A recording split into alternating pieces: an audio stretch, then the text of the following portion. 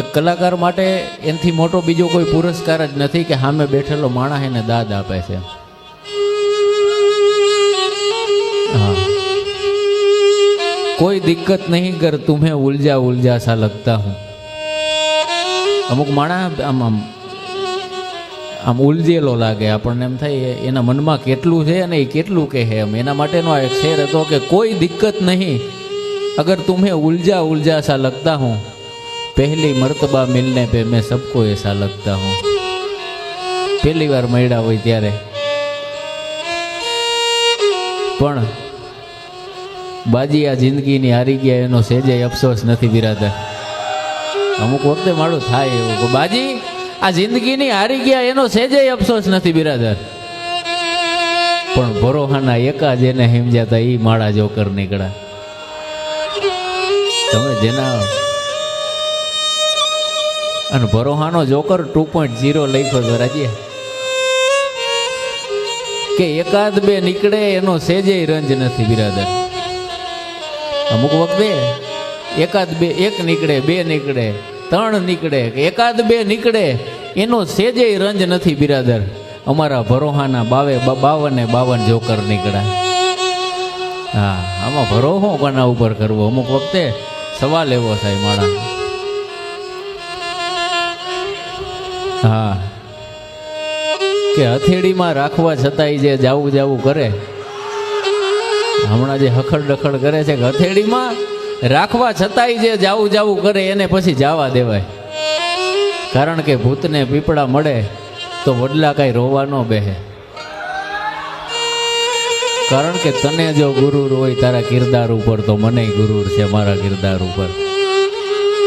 અમુક માણસને અહમ હોય ને એને પોતા પણ હોય એમ કે મારા જેવું કોઈ નથી. કે સાંભળ, તને જો ગુરુર હોય તારા કિરદાર ઉપર તો મને ગુરુર છે મારા કિરદાર ઉપર.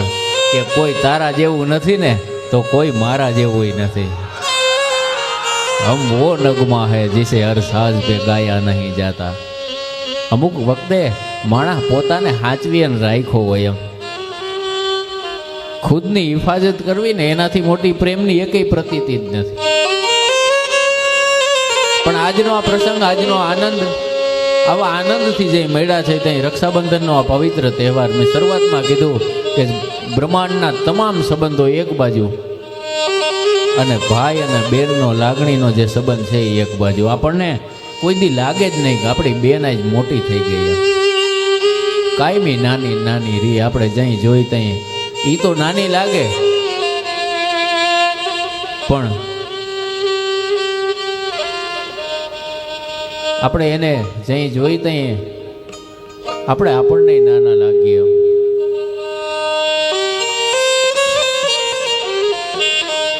પણ સપનાઓ માણસને ક્યાંથી ક્યાં પહોંચાડી દે.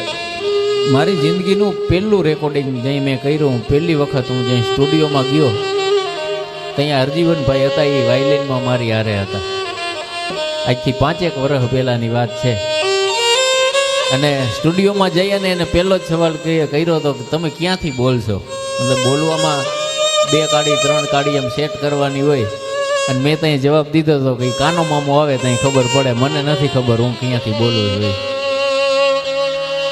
મને તેદુની આજ સુધી મને એ નથી ખબર હું ક્યાંથી બોલું છું. પણ હાચ વાટીને કોઈક પૂછે ને ક્યાંથી બોલું તો એનો જવાબ છે મારી પાસે, હું અહીંથી બોલું છું એમ. એટલે અહીં સુધી પહોંચે. કારણ કે introduction is not necessary for the some brand. Some things are just name is enough બિરાદર. અમુક નામ કાફી હોય, ઓળખાણની જરૂર તો ઓળા હોય એને હોય. માણસ તો ઊભો હોય ત્યાં ખબર પડી જાય કાનામાં ત્રેવડ કેટલી. કે હરિયલ ઘરે ને હોય જેના ફરિયામાં કુંજરડા ફરે. માણા કોને કહેવાય? માણા કેવો હોય? હરિયલ ઘેરે ને હોય જેના ફરિયામાં કુંજરડા ફરે. પછી એને વયની વાટું ન હોય કેહર બચા ને કાગડા. એ તો અહીંયા ઊભો હોય તો ખબર પડી જાય. કારણ કે જેની થાળીમાં કંઈક ધરાય સિંહની જાત. બુઢો થાય, હાવજ છે ને, હાવજ બુઢો થાય બિચારો કોઈ દી ન થાય. હા, કારણ કે સોમાન તો હોય ને. મારી લખેલી એક લાઈન હતી કે હાથી ન જડે તો હાલીને વયું જવાનું હોય. અમુક માણા અમુક મોટાના પાણીની બોટલો લઈને રખડતા હોય ત્યાં આપણને એમ થાય કે ધિક્કાર છે કે હાથી ન જડે તો હાલીને વયું જવાનું હોય. અંબાડીએ બેહવા કઈ મહાવતના ખોરે ન બેહવાનું હોય. એ તો ખાલી ખિસ્સા હોય તો ઉઘાડા પગ છે, પણ મારા પોતાના છે. એ નશો તો હોવો જોઈએ ને. એ ખાલી છું પણ એ ખાલી પોય મારો પોતાનો જ. અને ઈ ગુમાન, ઈ આનંદ, ઈ તત્વો માણામાં કઈ આવે કે જઈએ માણા હાચ વાટી અને હામો આવે ત્યાં એક રંગો નહીં તું રંગ પલટીને આવ. એક રંગો નહીં તું રંગ પલટીને આવ. તને માનવ ઘડ્યો છે જરા હટીને આવ. અને આમ પૈડામાં ને પૈડામાં ચીલા હાલે. પૈડામાં ને પૈડામાં ચીલા હાલે. તું ચેતક છો આમ આડો ફંટીને આવ. અને મોતી ન્યા જ પડ્યું છે ક્યાંય હતાડ્યું નથી. તું હાચો હો તો એકવાર હાચ વાટીને આવ. એક રંગો નહીં તું રંગ પલટીને આવ. અને જે માણસ રંગ પલટીને આવ્યા છે, જે માણસ હાચ વાટીને આવ્યા છે, ઈશ્વર એને હાર પહેરાવા આવ્યો. એક બે નહીં, નરસિંહ મહેતાના 52 કામ કૃષ્ણએ કર્યા હતા. મુદ્દો એ હતો કે એ બાવો હાચ વાટીને આવ્યો હતો. તારા સિવાય બીજા કોઈ તત્વ ઉપર ભરોસો નથી. એકવાર તમે કોકના હટીને થઈ જાઓ કે હવે તાર તું તોય તારો અને હવે માર તોય તારો. ઈ લગાવો. ઈના કૃષ્ણ હોય, ઈના રાધા હોય, ઈના મીરા હોય. આ ત્રણેય પાત્રો મારે કવિતા તમને સંભળાવી છે. પછી એક વાત તમને કરવી છે. કવિતા એટલે સંભળાવી છે કે આ બેઠકમાં જે માણસ આવે એ મારું વ્યક્તિગત એવું માનવું છે કે એને 12 માસી વાતો કરતા એને કંઈક અલગ સાંભળવું હોય. અને એથી આગળ મારી ત્યાં સુધીની માન્યતા છે કે બેઠકમાં આવનારો માણસ છે એ શબ્દને સાંભળનારો માણસ હોય છે. એને વાતને ઊભી રાખી અને વાતને સાંભળવી છે. તઈ રાધા અને મીરાઈ, મોરબીના કાયમ હજારી સાહેબની લખેલી આ કવિતા, રાધા અને મીરાઈ બે અલગ અલગ કાળમાં થયેલા માણસો છે. બે અલગ અલગ સમયમાં જન્મેલા, જીવેલા અને આ સૃષ્ટિમાંથી ગયેલા માણસો છે. પણ છતાંય એને કલ્પના કરી કે બે ભેગા થાય. એટલે રાધા છે એ મીરાજીને એમ કહે કે કૃષ્ણને તારા કરતા તો મેં વધારે ચાહ્યો છે, તારા કરતા તો મેં વધારે પ્રેમ કર્યો છે. મીરા છે એ ના પાડે કે ના ના, મેં કૃષ્ણને વધારે ચાહ્યો. એ દલીલું બે વચ્ચે થાય ને કાયમ હજારી સાહેબે કવિતા લખી. ચિત્ર થાય કેવું કે રાધા અને મીરા મળી વૃંદાવનમાં એક સમય પર. એક પૂછે છે ક્યાં છે કાનો ને એક પૂછે છે ક્યાં છે માધવ. રાધા એમ કે કાનો ક્યાં છે, મીરા એમ કે માધવ ક્યાં છે. પણ એ બેયનો લગાવ કેટલો હોય કે એક 20-25 કે 20-21 વર્ષની એક છોકરી હોય એના પ્રેમમાં જે અનાડીપણું હોય, જે નટખટ હોય કે તું ઓળખતી નથી મારો ઘરવાળો કોણ છે, આવો સંવાદ કરતી હોય છોકરી. અને એક વડીલ 25-30 કે 35 વર્ષની એક બાઈ હોય તો એનામાં એક ઠહેરાવ આવી જાય. આ કવિતામાં બે પાત્રોની હરખામણી એને કરી છે કે એક અનાડીપણું કે જુવાનીમાં માણસને પ્રેમને જોવાનો દ્રષ્ટિકોણ હોય કયો હોય, અને માણસ ઉંમરની એક અવસ્થાએ, સમજણની એક અવસ્થાએ પહોંચે તો એ માણસ પ્રેમને કઈ રીતે જોતો હોય એનું આ પ્રમાણ છે. અને પછી બંને વચ્ચે સંવાદ થાય. કૃષ્ણ મીરા કે મારો વધારે છે, રાધા કે મારો વધારે છે. એમ કરતા કરતા એ વાત આગળ હાલે. અને રાધાજીએ મીરાબાઈને કીધું કૃષ્ણ મારો વધારે છે. એનું પ્રમાણ હું તમને આપું કે માધવ મારો પ્રેમ સુધાનક પ્યારો છે. મીરા કે ના ના બાઈ, તારામાં કંઈક ઘટે છે, હજી એટલામાં કૃષ્ણ ન આવી શકે. એટલે રાધાજીએ ફરી કીધું કે કાનો મારો જગ આખાનો રખવારો છે. મીરા બોલી માધવ મારો પ્રેમ રમતનો પ્યારો છે. મારો માધવ છે એ મને અતિ પ્રિય છે. અને એથી આગળ એ કવિતા હાલે અને કે રાધા બોલી કાનો મારો પ્રેમ રમતનો પરસેવો છે. મીરા બોલી માધવ મારો મીઠો મીઠો મેવો છે.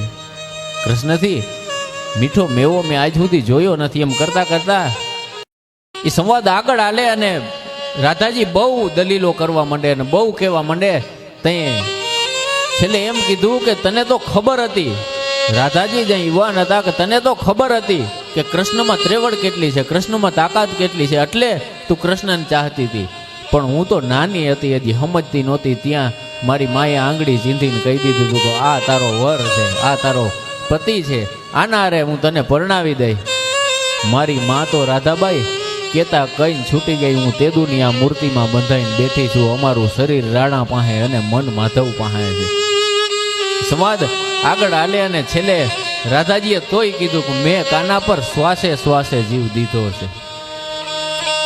કૃષ્ણને મેં ચાહ્યો છે એટલો કે મેં કાના પર શ્વાસે શ્વાસે જીવ દીધો છે. કે મીરા બોલી મેં માધવને 20 કટોરે પીધો છે. કૃષ્ણને વખના કટોરામાં પી અને હું પી ગઈ હતી. કૃષ્ણને 20ના કટોરામાં પી અને હું જીવી હતી. આવા સંબંધોમાંથી માણસને મજા ત્યાં આવે કે ત્યાં તમને સમજનારા માણસો કોક મળે. જીવનના તમામ જે સંબંધો છે, આપણી તમામ આવડતો, તમામ આપણે જે હાસિલ કર્યું છે, એમાંથી ઘણી વસ્તુ એવી છે કે જે આપણા હાથમાં નથી હોતી.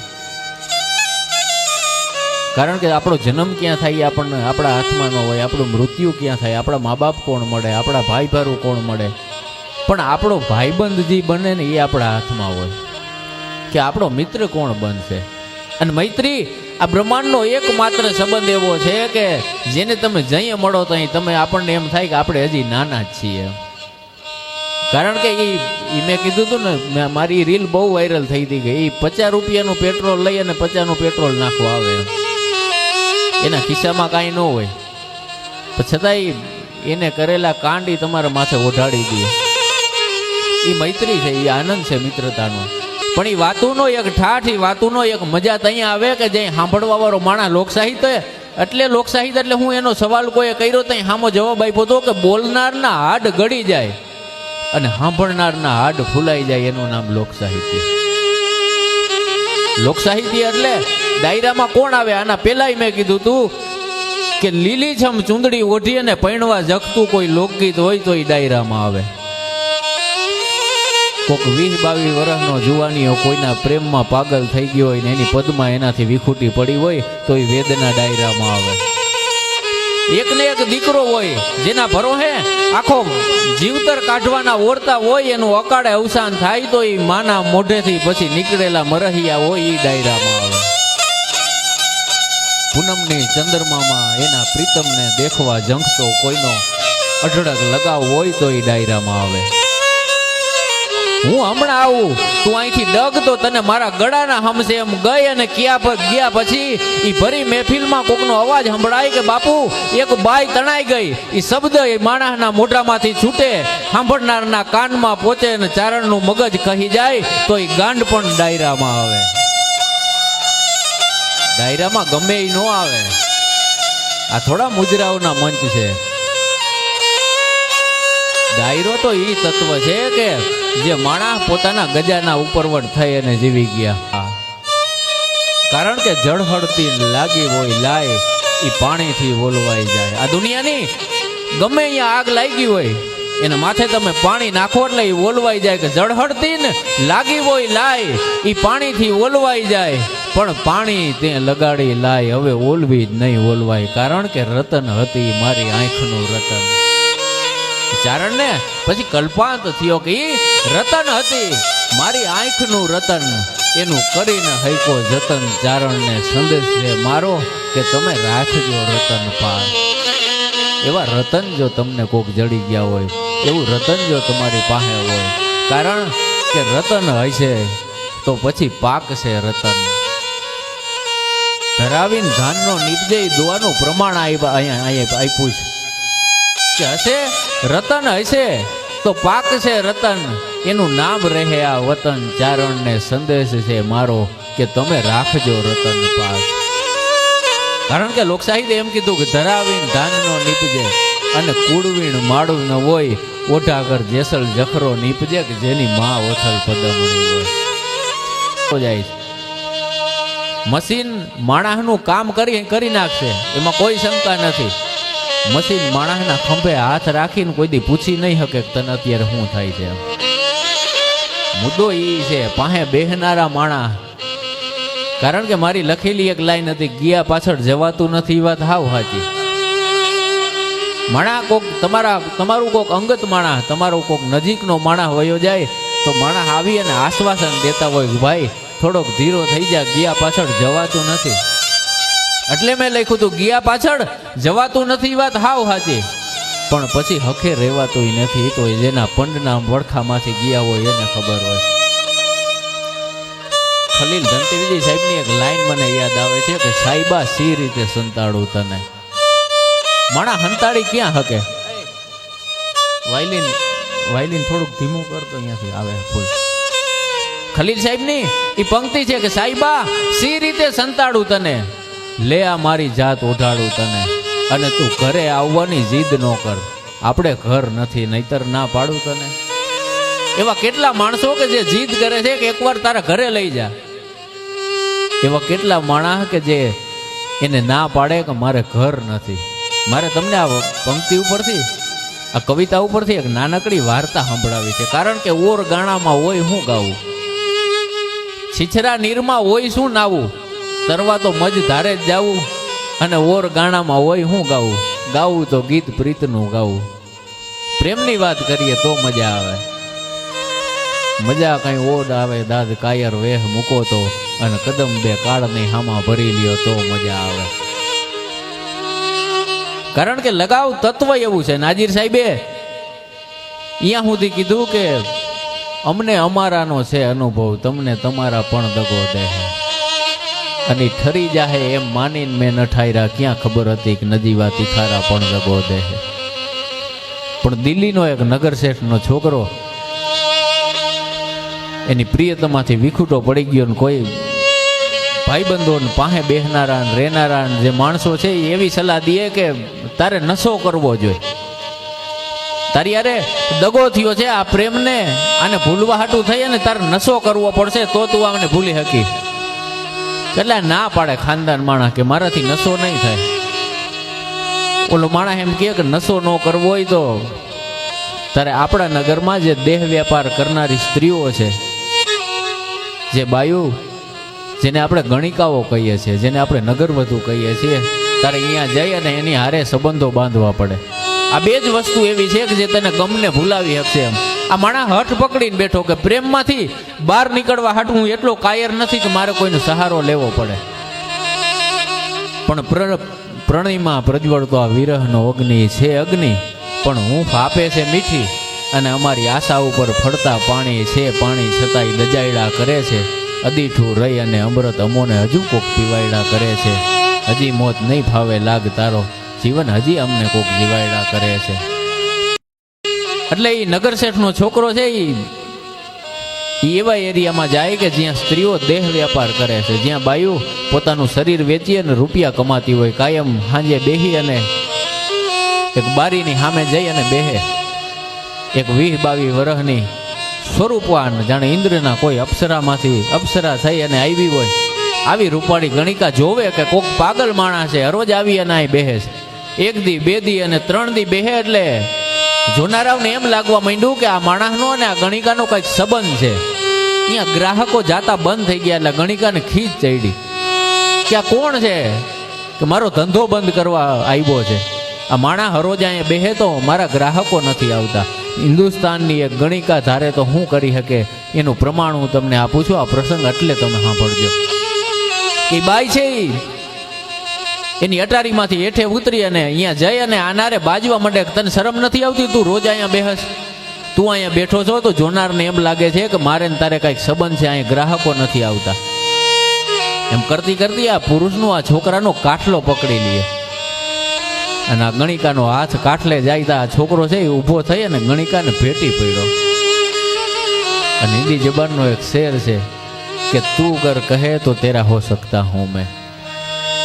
ઊભો થઈ અને રોતો રોતો એક તવંગર, એક શરીફ માણસનો છોકરો, જે ખાનદાન માણસનો દીકરો હતો, એ આ દેશની ગણિકાની ડોકમાં આટિયું વારી અને એને શેર કહેતો હતો, તું અગર ઈશારા કરે તો તેરા હો સકતા હું મેં, તું કહે તો સબ कुछ तुझ पे खो सकता हूं मैं, यूं तो पत्थर हूं मैं, पत्थर मेरी जात. કે હવે મારા અંદર કઈ બચ્યું નથી, यूं तो पत्थर हूं मैं, पत्थर मेरी जात, તું અગર ગલે લગાએ તો રો સકતા હું મેં. મારે મન મૂકી અને રોવું છે, એકવાર તારે ગળે લગાડી લે.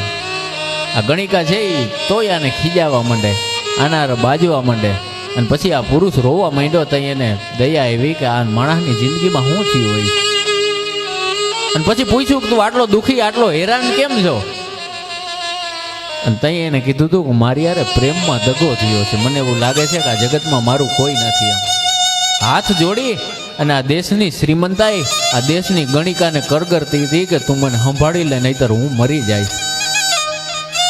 કારણ કે વરસાદના દુકાળ પડે ને તો માણસ જીવી જાય, લાગણીના દુકાળ પડે ને તો માણસ જીવતે જીવ મરી જતા હોય. એ તો લાગણીઓના દુકાળ તો જેના ઉપર પડ્યા એને ખબર હોય. અને ત્યાં દેશની ગણિકા આ દેશના એક જુવાન માથે હાથ રાખીને એમ કહે છે કે તેરી સીરત હે સાફ શીશે કી તરહ. આ શેર તમે સાંભળજો કે એને એનું કિરદાર કહી દીધું કે તેરી સીરત હે સાફ શીશે કી તરહ, મેરે દામન में दाग हजारों है. મારું દામન છે એ જગતની દ્રષ્ટિએ મેલું છે કે તેરી સીરત હે સાફ શીશે કી તરહ, મેરે દામન में दाग हजारों है, તું नायाब है किसी पत्थर की तरह, मेरा उठना बैठना बाजारों में है. હું તો બજારમાં બેઠી હોઉં છું, હું તો મારા દેહનો વેપાર કરનારી, મને ખબર નથી ઇજ્જત શું હોય.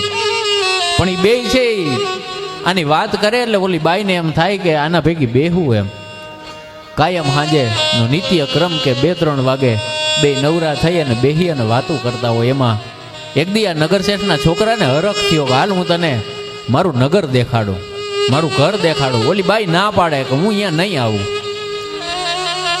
મને તારા નગરના માણસો ગમતા નથી. ગણિકા એમ કહે છે કે મને તારા નગરના માણસો ગમતા નથી, એટલે આને કીધું કે હું ખાનદાન માણસો જ્યાં રહે છે એ તને દેખાડું, હું તને એ ઠેકાણું દેખાડું કે જ્યાં ઇજ્જતદાર માણસો રહે છે. ત્યાં દેશની ગણિકા બોલી કે ભાઈ તારા ઇજ્જતદાર માણસોનું ઠેકાણું એ મારું મકાન છે, અહીંયા બીજું તો કરે એ નાટક છે. કારણ કે હું મૌન છું ત્યાં સુધી તમારી ઇજ્જત અકબંધ છે. જેથી આ દેશની ગણિકા હટીને બોલી તેથી કેટલાય માણસોને પહેરા લુગડે ઉઘાડા કરી નાખશે એ ત્રેવડ છે એનામાં.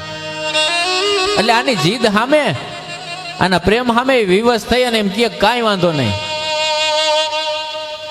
દિલ્હીના એ નગરમાં એ બાઈ છે એનો હાથ પકડીને આ જુવાનીઓ લઈ જાય ને રસ્તામાં ઝાડવાઓમાંથી ફૂલ તોડીને દેતો જાય ને રાજી કરતો જાય અને પરિચય આપતો જાય કે અહીંયા અમારું મહેમાન ખાનું છે, અહીંયા અમારા મહેમાન આવે ત્યાં રહી, અહીંયા અમે બેઠા હોય, આ અમારું મકાન છે, અહીં મંદિર છે, અમે પૂજાપાઠ કરતા હોય. એમ થતા થતા આખું નગર દેખાડીએ ને હવાર પડે પાછા આવે.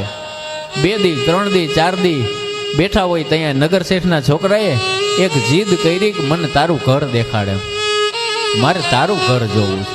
આ બાઈ ના પાડે કે અહીંયા તારે ન હોવાય. પણ છતાંય આ માણસ છે એ બહુ જીદ કરાય, જુવાન છે એ બહુ જીદ કરવા માંડ્યો. એટલે ઓલી બાઈ છે એ ગણિકા છે એ રોવા માંડી કે અમારું કોઈ ઘર ન હોય. ખલીલ ધનતેજવી સાહેબની કવિતા હું તમને એટલે સંભળાવતો તો, સાહેબા સી રીતે સંતાડું તને, લે મારી જાત ઓઢાડું તને. એ ચિત્ર કેવું હતું કે હું જઈએ છેલ્લે આને એમ કીધું કે અમારું ઘર ન હોય, શબ્દ ગણિકા બોલતી હતી તઈ એને પોતાના હાથમાં રિયેલો એક પાલવ હતો એના માથા માથે ઓઢાડી દીધો. ઓઢાડી દઈ અને એટલું જ કીધું કે મારી પાસે એવી કાંઈ ઇજ્જતદાર વસ્તુ નથી બચી કે હું તને ઇજ્જતથી ઓઢાડી શકું, પણ ઘરેથી જઈ મને આ માણસો લેવા માટે આવ્યા હતા, મારા બાપે જઈ મને વેચી દીધી. તો મારી માનો હાડલો પકડી અને છેલ્લી વખતે હું નોખી નહોતી પડતી મારી માથી, પણ આ માણસો છે એ મને ખેંચતા હતા. એ ખેંચતી વખતે મારી માનો હાડલો મેં પકડ્યો તો, એ ખેંચ્યો એટલે તૂટી અને મારા હાથમાં આવી ગયો છે. સ્વર્ગથી સોહામણું મારા આગળ કાંઈ હોય ને તો આ કપડાનું એક લુગડું છે, આ એક થીગડું છે. એમ બોલતા બોલતા એ બાઈ છે એ બોલી કે સાહેબા સી રીતે સંતાડું તને, એમ કરી અને એની પાસે લુગડું હતું એ ઓલા આશિકના મોઢા ઉપર ઓઢાડીને કીધું કે લે મારી જાત ઓઢાડું તને, તું ઘરે આવવાની જીદ ન કર, આપણે ઘર નથી નહીતર ના પાડું તને. આ પ્રેમ તત્વ છે. આ તત્વ ઉપર હિન્દુસ્તાનની ધરોહર ઊભી છે. આ તત્વોને આ વાતોને લઈ લખી લખી મેઘાણી અને દુલાવર કાગ જેવા માણસોએ આવી અને આપણી સામે ઊભી કરી. बानी के प्रभाव से लेखनी के पराक्रम से सदियों के सोए हुए भावों को जगाते हैं, जिंदा करते हैं मुर्दों को डाल जान, जब हम काव्य सुधा धारा बरसाते हैं, हजारों नूतन रसिकों के बीच बांध दे समा बातों का तो अनोखी सभी छाते हैं, तारे नहीं जाते, शशि नहीं जाते, रवि नहीं जाते, वहां कवि हम जाते हैं. एना जीवन पर्यंत ઝવેરચંદ મેઘાણી એક જગ્યાએ કસુંબીનો રંગ રજૂ કરતા હતા, એટલે એમાં એક કડી આવી કે વાહલી દિલદારાની પગની પાણીએથી ચૂઈમો કસુંબીનો રંગ. લોકો પ્રશ્નાર્થ કરતા હોય કે હિન્દુસ્તાનના ગુજરાતના લોકગીતો છે એ માત્ર ને માત્ર લોકવાયકાઓ છે, એના પ્રમાણો નથી. મેઘાણીજીને કોઈ સવાલ કર્યો કે આ તમે લખી જ ન હોગો, આને તમે બોલી જ ન હોગો. હિન્દુસ્તાન પાસે એક પણ એવો પ્રેમી નથી કે એની પ્રેમિકા કે એની પગની પાણીએ ચુંબન કર્યું હોય તો મેઘાણી આ લખે ક્યાંથી? આ વાત આવે ક્યાંથી? એના પ્રમાણમાં ઝવેરચંદ મેઘાણીએ જવાબ આપ્યો, સાંભળ ભાઈ, કે જીણ કુખે નર નીપજે. જે કુખેથી નર નીપજતો હોય એ માં, એ સ્ત્રી સાધારણ ન હોય કે એમાં શંકાને સ્થાન નથી. પણ અમુક પુરુષો એવા છે કે જેને સ્ત્રીના પડખા સેવી અને રણ મેદાનમાં યુદ્ધોમાં કામ આવી ગયા. નવોઢા હજી દહયું નાયા ન હોય, એના લગ્નને 10 દી નો થયા હોય, છતાં આ દેશ હાટું ગાયું અને ગવતરીઓ હાટું હાકલ પડી જાય, તઈ પછી એક ક્ષણ માટે એના ઘરે રહેતા નથી. અને દેશની બાયુએ તો એમ કીધું કે સૈયર પેરું ચૂડલો ઝીણરી અખિયા લાલ. પરણવું કોને? આ ટોલ ડાર્ક અને હેન્ડસમ વાળી ફેશન તો હવે આવી. આપણી બાયુ, હિન્દુસ્તાનની બાયુએ વર્ષો પેલા એવો પતિ જઈખો તો કે સૈયર પેરું ચૂડલો ઝીણરી અખિયા લાલ, ભલે ઘણીક રહું સુહાગણ મારું આખું આખું ન્યાલ. જેની એક ક્ષણ માલપા એક ઘડી હાટું થઈ એને એવા પતિની સૌભાગ્યવતી બનવાનું પસંદ કરીશ કે જેની આંખું લાલ હોય, જેની એની જોડી આવે ત્રબકતી, એમાં મરદારી મજા, મને મજા ઈ આવે. એટલે મેઘાણીજીએ જવાબ આપ્યો કે ઈ વખતે યુદ્ધોમાં સતી થવાનો રિવાજ હતો. આપણે અહીં સતી પ્રથા હિન્દુસ્તાનમાં પ્રચલિત હતી કે યુદ્ધના મેદાનમાં જેનો પતિ કામ આવી ગયો હોય, જેનો ધણી કામ આવી ગયો હોય, એ યુદ્ધનું પૂરું થાય પછી એના ઘરના છે એને ગોતવા હાટું જાય. એનું ધડ ક્યાંય પડ્યું હોય, એનું સર કંઈક બીજી બાજુ પડ્યું હોય, એ માણસો જઈ હગાવાલા જઈ અને કલમ થયેલા, એ નોખા થયેલા સરને એ ગામમાં લઈ આવવામાં આવે. એનું ધડ મળતું ન હોય, ખાલી માથું જે છે એ માથું મળતું હોય, માથાને ગામમાં લઈ આવવામાં આવે. એ વખતમાં એ સતી પ્રથાનો રિવાજ, એ બાઈ છે એ તૈયાર થાય સતી થવા માટે, ગામના પાદરમાં આમ લાકડાને ખડકવામાં આવે. લાકડાને ખડકી અને હિન્દુસ્તાનની બાઈ છે આમ પદ્માસન લગાવી અને માથે બેઠી હોય, અને બાઈના મોઢામાં એક પણ શબ્દ નો હોય, સ્થિત પ્રજ્ઞ સ્થિતિમાં નથી, હરખમાં નથી, શોકમાં, એમનેમ સ્થિર થઈ અને એ બાઈ બેઠી છે ને એના ખોડામાં માથું છે એ મૂકવામાં આવે. એ વખતે એ સીધા માથામાં આમ લાકડામાં નીચેથી આગ લગાડવામાં આવે. એટલે હળગતા લાકડામાં જે લાકડા પાથરા છે એ લાકડામાં આમ નીચે થોડીક જગ્યા થાય અને ખોડામાં પડેલું જે માથું છે એ માથું આમ ગોથું ખાય અને ઊંધું થાય, એટલે એ માથાના હોઠ છે એની પ્રિયતમાની, એની પત્નીની પગની પાણીએ પહોંચે. ત્યાંથી મેઘાણીએ લખ્યું વહાલી દિલદારાની પગની પાણી પરથી ચૂઈમો કસુંબીનો રંગ. એવા કસુંબલ રંગત જોડ. કસુંબલ દેવેશભાઈ ભમરની આ કવિતા છે કે કસુંબલ રંગત જગત ક્યાંથી લાવું, હું આઝાદ ક્યાંથી લાવું, હું ભગત ક્યાંથી લાવું. અને એકે ગોતવો અઘરો છે. આ દેશ હાટું માથા ધરી દે એવી આખી પંગત ક્યાંથી લાવું. લાલ બાલ પાલ ભગતસિંહ સુખદેવ ચંદ્રશેખર અને રાજગુરુ. આપણો લાલ બાલ પાલ ભગતસિંહ સુખદેવ ચંદ્રશેખર અને રાજગુરુ. સતત આવો બે નમૂન ફાલ ક્યાંથી લાવવું, હું આઝાદ ક્યાંથી લાવું, બીજો ભગત ક્યાંથી લાવું. આ વાતું બની, એના ઉપરથી કહાનીઓ લખાણી, એના ઉપરથી કથાઓ લખાણી. એ કથાને માણા સીધા સમજી ન શકે એટલે ભવાઈઓમાં નાટકના સ્વરૂપે આવી. માણા તોય એને વિસરતા ગયા, માણા તોય એને ભૂલતા ગયા, એટલે સંગીતમાં ગીતોના માધ્યમથી લોકગીતો થઈ અને આવી. એટલા માટે કે આપણી વાર્તાઓ જીવતી રહી, એટલા માટે કે આપણી ધરોહર જીવતી રહી. એટલે